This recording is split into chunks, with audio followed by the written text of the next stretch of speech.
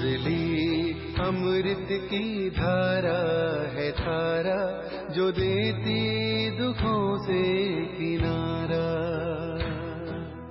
मुरली अमृत की धारा है धारा, जो देती दुखों से किनारा। भूले जीवन में हो जाए शिव बाबा मुरली में समझाए। भूले जीवन में हो जाए शिव बाबा। ओम शांति। आज की तारीख है 30/5/2024 के बाबा के साकार महावाक्य। मीठे बच्चे, तुम्हें पहला निश्चय चाहिए कि हमको पढ़ाने वाला स्वयं शांति का सागर, सुख का सागर बाप है। कोई मनुष्य किसी को सुख शांति नहीं दे सकता। बाबा ने प्रश्न पूछा, सबसे ऊंची मंजिल कौन सी है? उस मंजिल को पाने का पुरुषार्थ क्या है? बाबा ने उत्तर दिया, एक बाप की याद पक्की हो जाए, बुद्धि और कोई की तरफ ना जाए, यह ऊंची मंजिल है। इसके लिए आत्म अभिमानी बनने का पुरुषार्थ करना पड़े। जब तुम आत्म अभिमानी बन जाएंगे तो सब विकारी ख्यालात खत्म हो जाएंगे, बुद्धि का भटकना बंद हो जाएगा, देह के तरफ बिल्कुल दृष्टि ना जाए। यह मंजिल है, इसके लिए आत्म अभिमानी भव। ओम शांति। रूहानी बच्चों प्रति रूहानी बाप बैठ समझाते हैं। इनको यानी कि ब्रह्मा बाबा को रूहानी बाप नहीं कहेंगे। आज के दिन को सतगुरुवार कहते हैं। गुरुवार कहना भूल है, सतगुरुवार। गुरु लोग तो बहुत ढेर हैं, सतगुरु एक ही है। बहुत हैं जो अपने को गुरु भी कहते हैं, सतगुरु भी कहते हैं। अभी तुम बच्चे समझते हो, गुरु और सतगुरु में तो फर्क है। सत्य अर्थात ट्रुथ, सत्य एक ही निराकार बाप को कहा जाता है, ना कि मनुष्यों को। सच्चा ज्ञान तो एक ही बार ज्ञान सागर बाप आकर देते हैं। मनुष्य को कभी सच्चा ज्ञान दे नहीं सकते। सच्चा है ही एक निराकार बाप।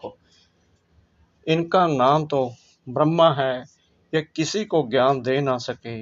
ब्रह्मा में ज्ञान कुछ भी था नहीं, अभी भी कहेंगे इनमें सारा ज्ञान तो है नहीं। संपूर्ण ज्ञान तो ज्ञान सागर परम पिता परमात्मा में ही है। अभी ऐसा कोई मनुष्य है नहीं जो अपने को सतगुरु कहला सके। सतगुरु माना संपूर्ण सत्य है।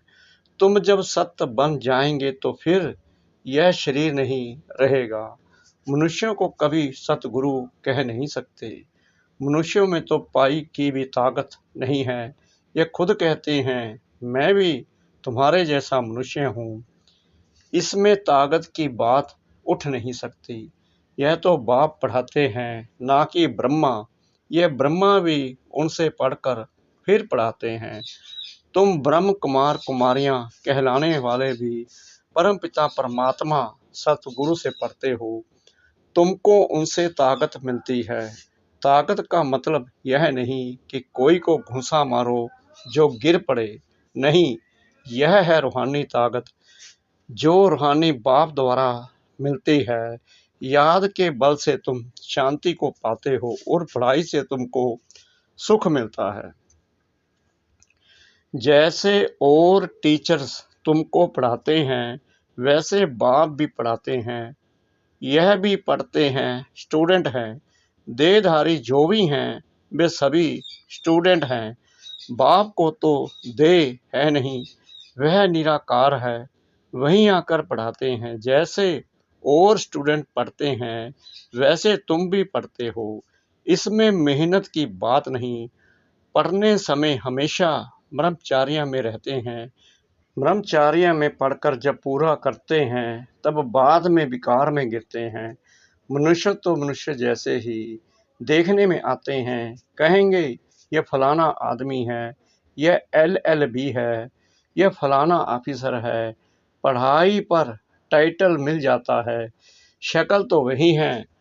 उस जिस्मानी पढ़ाई को तो तुम जानते हो। साधु संत आदि जो शास्त्र पढ़ते पढ़ाते हैं उनमें कोई बड़ाई नहीं, उससे कोई को शांति तो मिल नहीं सकती, खुद भी शांति के लिए धक्के खाते हैं। जंगल में अगर शांति होती तो फिर वापस क्यों लौटते? मुक्ति को तो कोई पाता नहीं। जो भी अच्छे अच्छे नामी ग्रामी राम कृष्ण परमहंस आदि होकर गए हैं, वह भी सब पुनर्जन्म लेते लेते नीचे ही आए हैं। मुक्ति जीवन मुक्ति को कोई भी पाते नहीं, तमो प्रधान बनना ही है। देखने में तो कुछ नहीं आता। कोई से पूछो तुमको गुरु से क्या मिलता है तो कहेंगे शांति मिलती है, परंतु मिलता कुछ भी नहीं। शांति का अर्थ ही नहीं जानते। अभी तुम बच्चे समझते हो बाबा ज्ञान का सागर है और कोई साधु संत गुरु आदि शांति का सागर हो ना सके। मनुष्य किसको सच्ची शांति दे नहीं सकते। तुम बच्चों को पहले पहले तो निश्चय करना है, शांति का सागर एक बाप है जो हमको पढ़ाते हैं। सृष्टि का चक्कर कैसे फिरता है वह भी बाप ने समझाया है। मनुष्य मनुष्य को कभी सुख शांति दे नहीं सकते। यह यानी ब्रह्मा उनका रथ है, तुम्हारे जैसा स्टूडेंट ही है। यह भी गृहस्थ व्यवहार में रहने वाला था, सिर्फ बाप को अपना रथ लोन पर दिया है। सो भी वानप्रस्थ अवस्था में तुमको समझाने वाला एक बाप है। वह बाप कहते हैं सबको निर्विकारी बनना है। जो खुद नहीं बन सकते तो फिर अनेक प्रकार की बातें करेंगे, गालियां भी देंगे। समझते हैं हमारा जन्म जन्मांतर का भोजन जो बाप का बरसा मिला हुआ है वह छुड़ाते हैं। अब छुड़ाते तो वह बेहद का बाप है ना, इनको भी उसने छुड़ाया। बच्चों को भी बचाने की कोशिश की, जो निकल सके उनको निकाला। अब तुम बच्चों की बुद्धि में है कि हमको पढ़ाने वाला कोई मनुष्य नहीं है।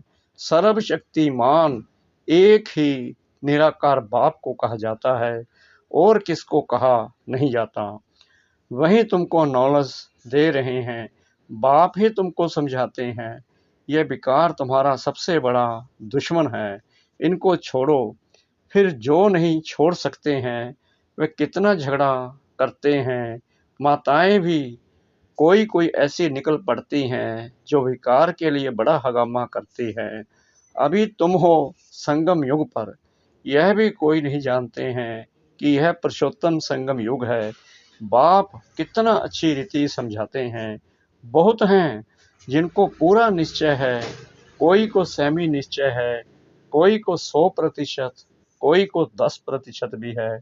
अब भगवान श्रीमत देते हैं बच्चे मुझे याद करो, यह है बाप का बड़ा फरमान। निश्चय हो तब तो उस फरमान पर चले ना। बाप कहते हैं मेरे मीठे बच्चों, तुम अपने को आत्मा समझ बाप को याद करो। इनको याद नहीं करना है, मैं नहीं कहता, बाबा मेरे द्वारा तुमको कहते हैं। जैसे तुम बच्चे पढ़ते हो तो यह भी पढ़ता है। सब स्टूडेंट हैं, पढ़ाने वाला एक टीचर है, वह सब मनुष्य पढ़ाते हैं। यहाँ तुमको ईश्वर पढ़ाते हैं। तुम आत्माएं पढ़ती हो, तुम्हारी आत्मा फिर पढ़ाती है। इसमें बहुत आत्म अभिमानी बनना है। वह रिश्टर इंजीनियर आत्मा ही बनती है। आत्मा को अब देह अभिमान आ गया है। आत्म अभिमानी के बदले देह अभिमानी बन पड़े हैं। जब आत्म अभिमानी हो तब विकारी नहीं कहला सकते, उनको कभी विकारी ख्याल भी नहीं आ सकता। देह अभिमान से ही विकारी ख्याल आते हैं, फिर विकार की ही दृष्टि से देखते हैं। देवताओं की विकारी दृष्टि कभी हो नहीं सकती। ज्ञान से फिर दृष्टि बदल जाती है। सतयुग में ऐसे थोड़ी प्यार करेंगे, डांस करेंगे। वहाँ प्यार करेंगे परंतु विकार की बांस नहीं होगी। जन्म जन्मांतर विकार में गए हैं तो वह नशा बहुत मुश्किल उतरता है। बाप निर्विकारी बनाते हैं तो कई बच्चियां बिल्कुल मजबूत हो जाती हैं। बस हमको तो पूरा निर्विकारी बनना है। हम अकेले थे, अकेले ही जाना है। उनको कोई थोड़ा टच करेगा तो अच्छा नहीं लगेगा, कहेंगे यह हमको हाथ क्यों लगाते हैं, इनमें विकारी बास है। विकारी हमको टच भी ना करे।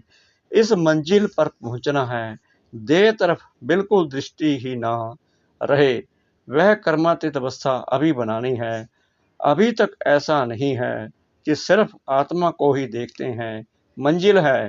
बाप हमेशा कहते रहते हैं, बच्चे अपने को आत्मा समझो।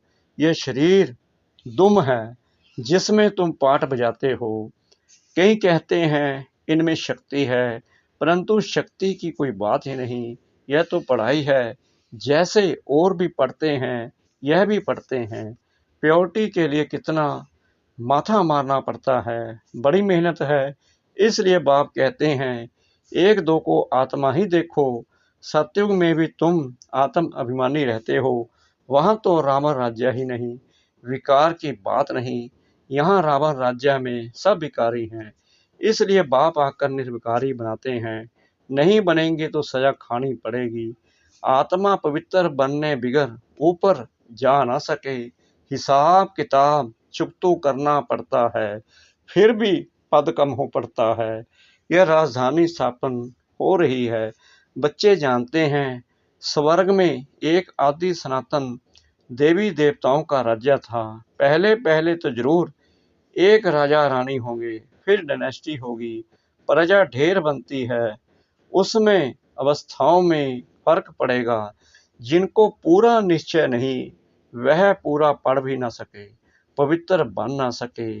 आधा कल्प के पतित एक जन्म में 21 जन्मों के लिए पावन बने। मासी का घर है क्या, मुख्य है ही काम की बात। क्रोध आदि का इतना नहीं। कहाँ बुद्धि जाती है तो जरूर बाप को याद नहीं करते हैं। बाप की याद पक्की हो जाएगी तो फिर और कोई की तरफ बुद्धि नहीं जाएगी। बहुत ऊंची मंजिल है। पवित्रता की बात सुनकर आग में जल मरते हैं। कहते हैं यह बात तो कभी कोई ने कही नहीं, कोई शास्त्र में है नहीं। बड़ा मुश्किल समझते हैं। वह तो है ही निवर्ती मार्ग का धर्म अलग। उनको तो पुनर्जन्म ले फिर भी संन्यास धर्म में ही जाना है। वही संस्कार ले जाते हैं। तुमको तो घर बार छोड़ना नहीं है, समझाया जाता है। फल घर में रहो, उन्हों को भी समझाओ। अब है संगम युग, पवित्र बनने बिगर सतयुग में देवता बन नहीं सकेंगे। थोड़ा भी ज्ञान सुनते हैं तो वह प्रजा बनती जाती है। प्रजा तो ढेर होती है ना। सतयुग में वजीर भी नहीं होते क्योंकि बाप संपूर्ण ज्ञानी बना देते हैं। वजीर आदि चाहिए अज्ञानियों को। इस समय देखो एक दो को मारते कैसे हैं। दुश्मनी का स्वभाव कितना कड़ा है। अभी तुम समझते हो हम यह पुराना शरीर छोड़ जाकर दूसरा लेते हैं। कोई बड़ी बात है क्या, वह दुख से मरते हैं। तुमको सुख से बाप की याद में जाना है। जितना मुझ बाप को याद करेंगे तो और सब भूल जाएंगे, कोई भी याद नहीं रहेगा। परंतु यह अवस्था तब हो जब पक्का निश्चय हो। निश्चय नहीं तो याद भी ठहर नहीं सकती। नाम मात्र सिर्फ कहते हैं, निश्चय ही नहीं तो याद काहे को करेंगे। सबको एक जैसा निश्चय तो नहीं है ना। माया निश्चय से हटा देती है। जैसे कि वैसे बन जाते हैं। पहले पहले तो निश्चय चाहिए। बाप में संशय रहेगा क्या कि यह बाप नहीं है। बेहद का बाप ही ज्ञान देते हैं। यह तो कहता है मैं सृष्टि के रचयिता और रचना को नहीं जानता था। मेरे को कोई तो सुनाएगा। मैंने 12 गुरु किए, उन सबको छोड़ना पड़ा। गुरु ने तो ज्ञान दिया नहीं, सतगुरु ने अचानक आकर प्रवेश किया। समझा? पता नहीं क्या होना है। गीता में भी है ना, अर्जुन को भी साक्षात्कार कराया। अर्जुन की बात है नहीं, यह तो रथ है ना। यह भी पहले गीता पढ़ता था। बाप ने प्रवेश किया, साक्षात्कार कराया कि यह तो बाप ही ज्ञान देने वाला है, तो उस गीता को छोड़ दिया। बाप है ज्ञान का सागर, हमको तो वही बताएगा ना। गीता है माई बाप, वह बाप ही है जिसको तत्व में मातृ पिता कहते हैं। वह रचना रचते एडॉप्ट करते हैं ना। यह ब्रह्मा भी तुम्हारे जैसा है। बाप कहते हैं इनकी भी जब वानप्रस्थ अवस्था होती है तब मैं प्रवेश करता हूँ। कुमारियाँ तो हैं ही पवित्र, उनके लिए तो सहज है। शादी के बाद कितने संबंध बढ़ जाते हैं, इसलिए देही अभिमानी बनने में मेहनत लगती है। वास्तव में आत्मा शरीर से अलग है, परंतु आधा कल्प देह अभिमानी रहे हैं। बाप आकर अंतिम जन्म में देही अभिमानी बनाते हैं तो मुश्किल भासता है। पुरुषार्थ करते करते कितने थोड़े पास होते हैं। 8 रत्न निकलते हैं। अपने से पूछो, हमारी लाइन क्लियर है? एक बाप के सिवाय और कुछ या तो नहीं आता है, यह अवस्था पिछाड़ी में होगी। आत्म अभिमानी बनने में बहुत मेहनत है। अच्छा, मीठे मीठे सिकलते बच्चों प्रति माता पिता बाप दादा का याद प्यार और गुड मॉर्निंग। रूहानी बाप की रूहानी बच्चों को नमस्ते। हम रूहानी बच्चों की रूहानी बाप दादा को श्रद्धा भरी प्रेम भरी नमस्ते। शुक्रिया बाबा, शुक्रिया बाबा, शुक्रिया बाबा, इस मीठी मीठी मीठी मुरली के लिए। धारणा के लिए मुख्य सार नंबर 1, ज्ञान से अपनी दृष्टि का परिवर्तन करना है। आत्म अभिमानी बन विकारी ख्यालात समाप्त करने हैं। किसी भी विकार की बांस ना रहे, देह तरफ बिल्कुल दृष्टि ना जाए। नंबर 2, बेहद का बाप ही हमें पढ़ाते हैं। ऐसा पक्का निश्चय हो तब याद मजबूत होगी। ध्यान रहे माया निश्चय से जरा भी हिला ना दे। वरदान सतगुरु परमपिता परमात्मा जी का। सेवा भाव से सेवा करते हुए आगे बढ़ने और बढ़ाने वाले निर्विघ्न सेवाधारी भाव। सेवा भाव सफलता दिलाता है। सेवा में अगर भाव आ गया तो उसको सेवा भाव नहीं कहेंगे। किसी भी सेवा में अगर अहम भाव मिक्स होता है तो मेहनत भी ज़्यादा, समय भी ज़्यादा लगता है और स्वयं की संतुष्टि भी नहीं होती। सेवा भाव वाले बच्चे स्वयं भी आगे बढ़ते और दूसरों को भी आगे बढ़ाते हैं। वे सदा उठती कला का अनुभव करते हैं। उनका उमंग उत्साह स्वयं को निर्विघ्न बनाता और दूसरों का कल्याण करता है। स्लोगन, ज्ञानी तो आत्मा वह है जो महीन और आकर्षण करने वाले धागों से भी मुक्त है। ज्ञानी तो आत्मा वह है जो महीन और आकर्षण करने वाले धागों से भी मुक्त है। ओम शांति।